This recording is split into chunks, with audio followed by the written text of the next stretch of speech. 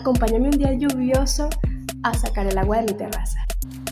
Bueno, realmente no llovió por muchas horas, sí con bastante intensidad. Y ahora yo te olvidé. Con una musiquita se disfruta el sacar el agua de la terraza. Yo te olvidé. Estás muy lejos de mí.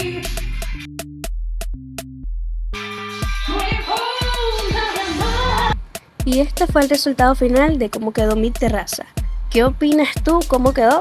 Y déjamelo en comentarios si quieres ver más videos de mi día a día. Y chao, chao, nos vemos en el espejo.